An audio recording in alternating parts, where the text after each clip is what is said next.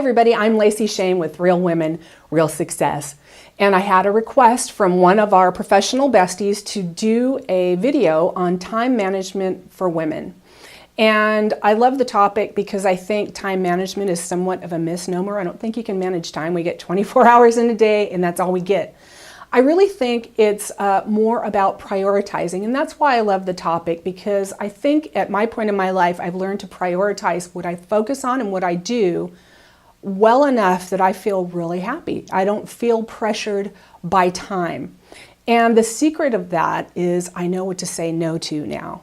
So time management for me is not necessarily time management, it's learning what to say no to. And the only way you can learn what to say no to is to know exactly what your priorities are. So I'm not trying to invalidate all the different frameworks that are out there for time management, like the quadrants where you put if something's urgent but not important, if it's urgent and important. All that can be a great tool to start out with. I think over time as a professional or as a business owner, you start to kind of do those things on your own. If you're a development-oriented person, you're trying to solve this time problem. But it really boils down to priorities, and I think that simplifies things a lot. So I want you to sit down if you have a time management issue. If you're watching this video, you probably do, and devote some time to some real soul searching, and get a pen and pencil, because I want you to write down what you discover to be your top priorities. I'm going to make this really simple for you. I kind of categorize my life into two buckets, my home life and my work life. Now, some might say that's a little weird because a lot of people in professional development and personal development are moving towards it's just your life, it's just your life. That's true. I've divided my life into those two things because I want a distinct line between the two. Doesn't mean I don't enjoy my work. I do. I love doing what I'm doing right now for you. But I also, it's very important to me to have my free time to do what I want and not consider my professional life. So I have broken my life into home and work. And so I'm going to run through my priorities and sort of share with you how I came to them in hopes that that can be sort of an example to you, and you can kind of run through this thinking on your own. So first we're going to go over home. Now, under my home category, my first priority, write this down if it is for you, and it should be. This is the only one I'm going to tell you should be your home priority, and that is you are number one. Now, for those of you that go, oh, Lacy, that's selfish. Why would I be number one? My objective is to give. To be a good woman, you have to give. All of that is true. I'm not saying your entire home life is all about your gratification.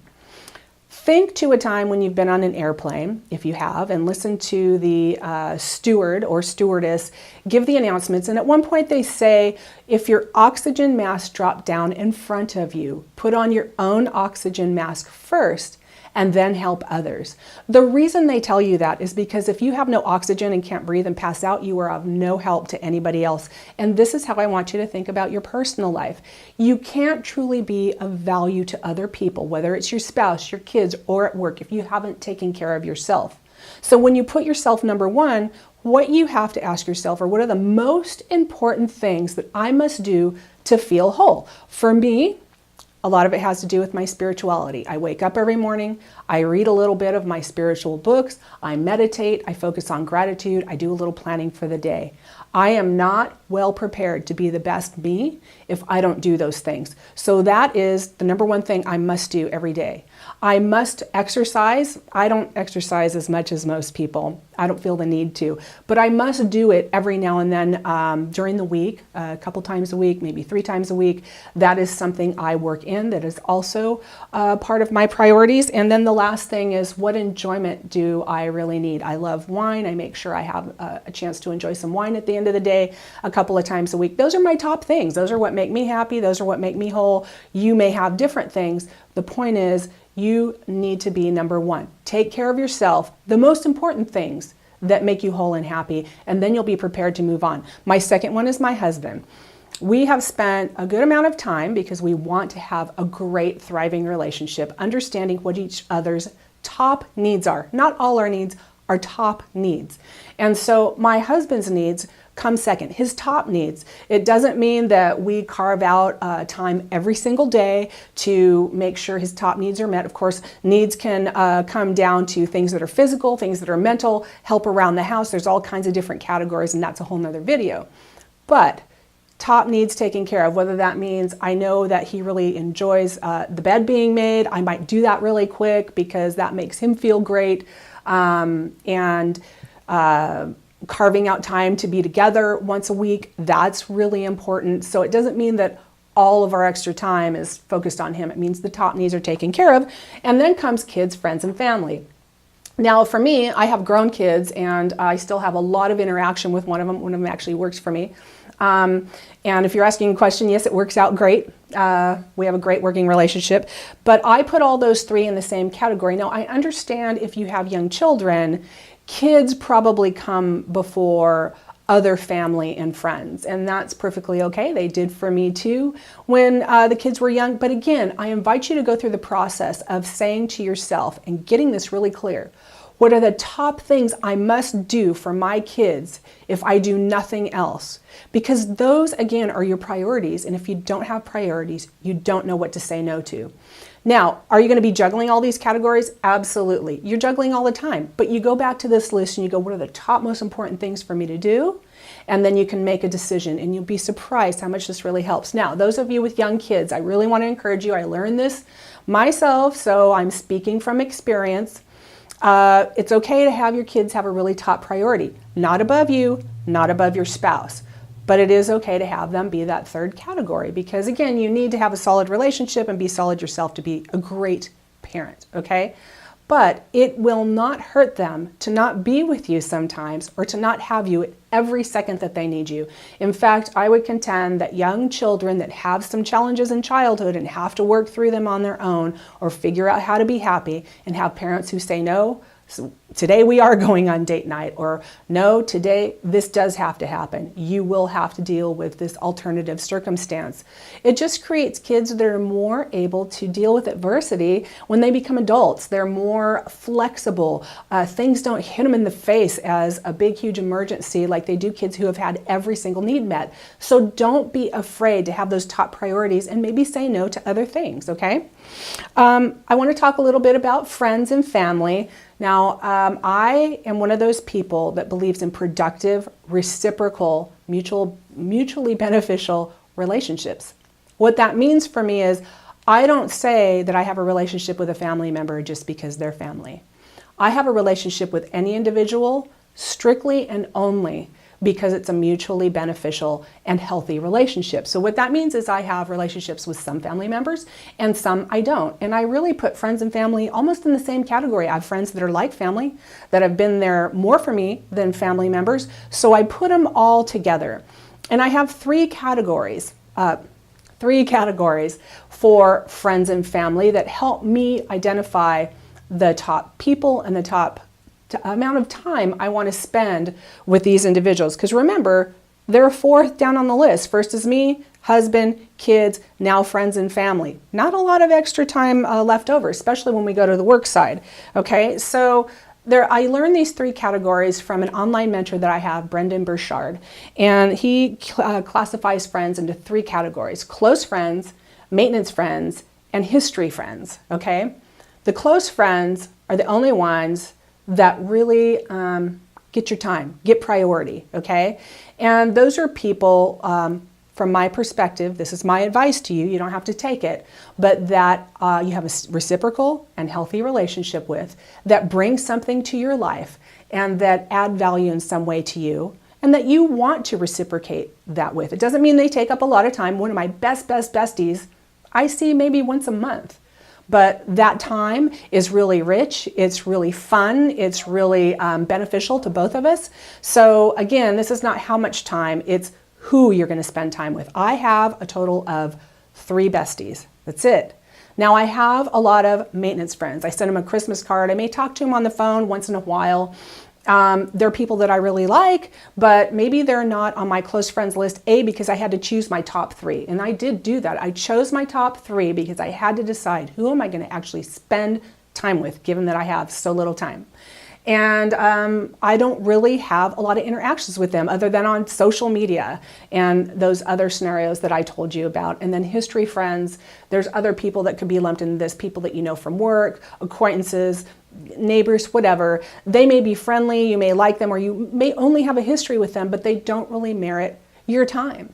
And so if you can think of it that way, it's not mean, it's giving the best you have to give to the people that are most productive in your life. And I just really advise you to choose the top ones that you're going to spend that time with.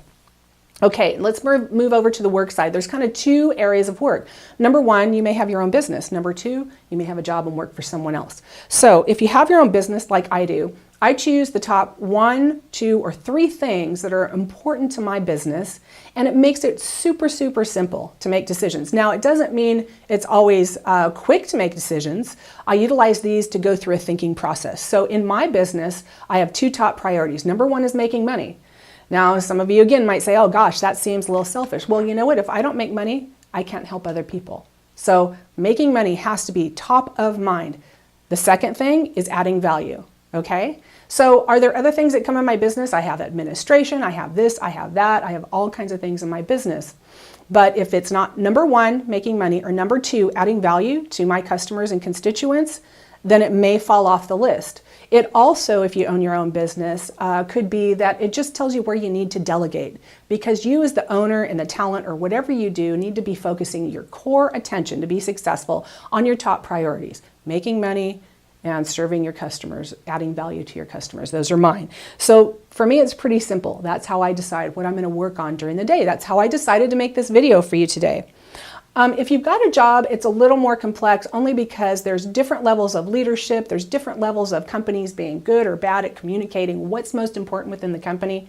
But here's what I would encourage you to do, and this is what I did in my 30-year career as a CEO working for boards of directors who were all over the map oftentimes, is you really manage up.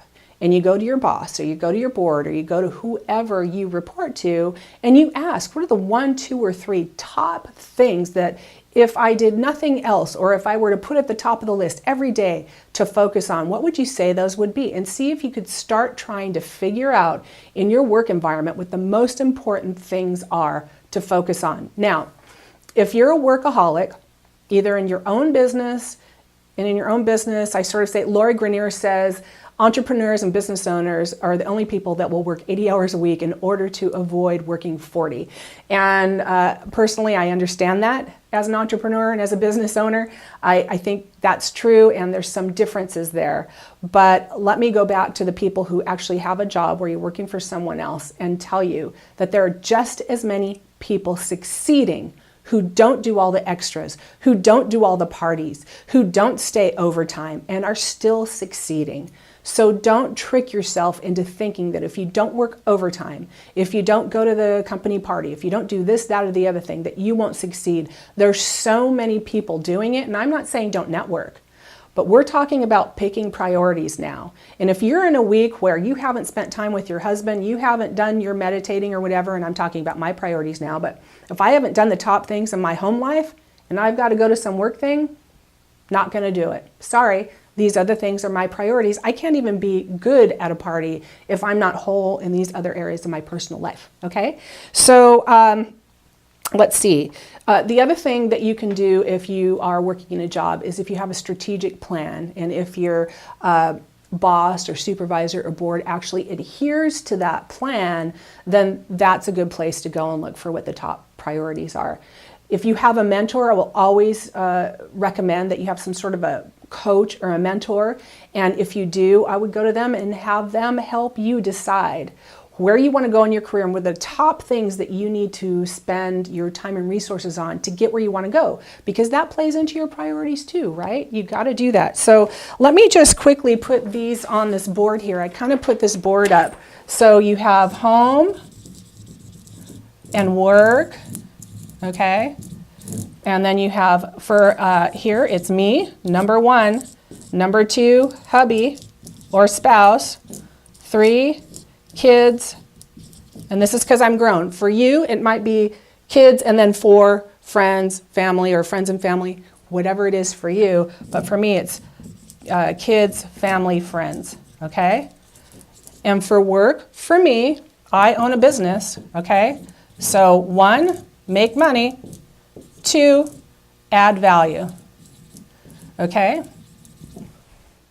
So if you can get those priorities down, every day you look at them, then when you have a decision to make about what you're going to spend your time on, This helps you say this very important word. No. And it's going to feel weird when you do it at first. It will feel very weird. But you know what? Here's the thing. Your life depends on it, and I'm really serious about that.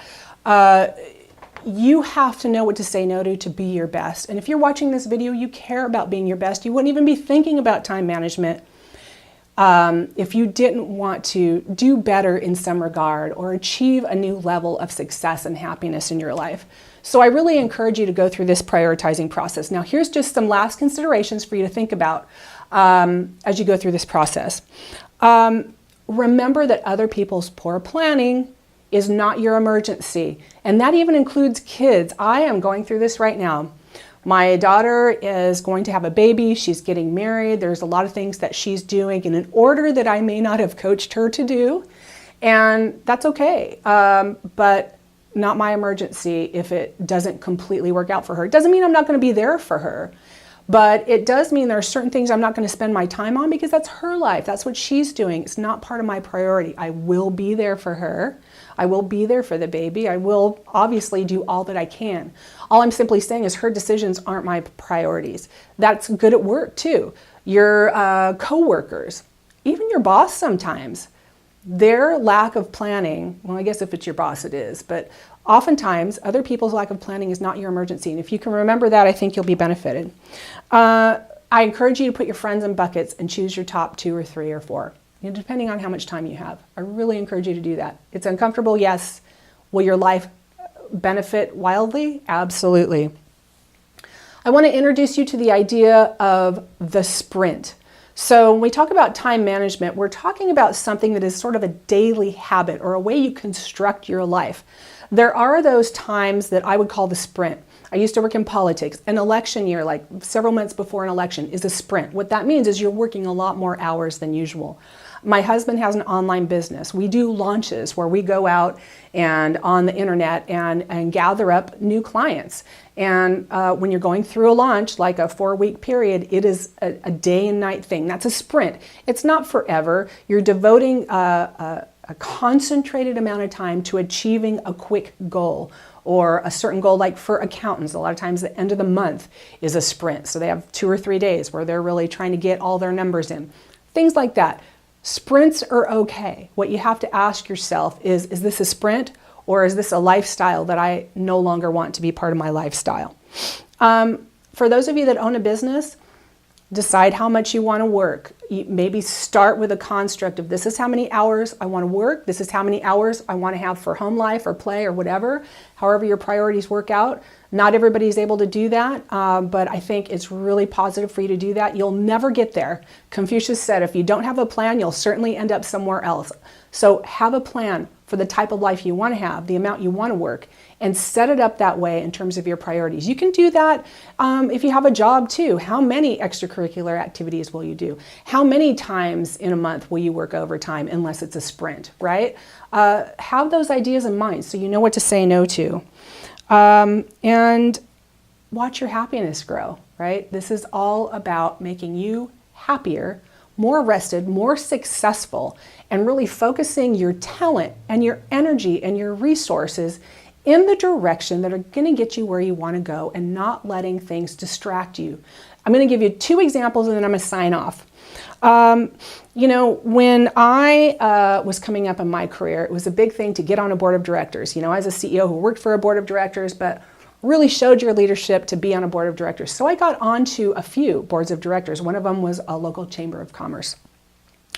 And I found myself working my up through the ranks in that, and with that comes responsibilities.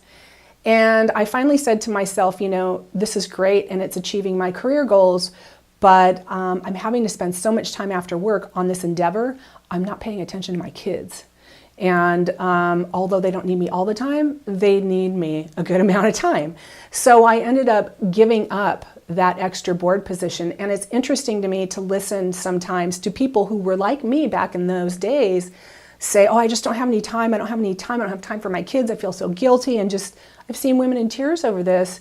And yet they have all these extracurricular activities. Look, if you've got priorities, then it has to be easy to say no to those, and keep your ego in check, because sometimes we do it for ego. And if it's part of your job advancement, great. But if it's not, then focus on your priorities. You'll be so much happier. You don't want to have regrets at the end of raising your children when they're off on their own. Here's another example. I have a friend, a couple, two women who recently got married, and I love these two people. I love them with all my heart. We have a lot in common. The thing is, they live really far away, and we never spend time with them. When we do, it's just like the first day we met, but we will probably never spend a lot of time with them because they live so far away.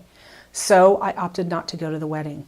Not because I didn't want to, I sent them a gift, but because the whole day it was going to take us to go to that wedding was impacting on my priorities, and they're not in my top 3 friends anymore.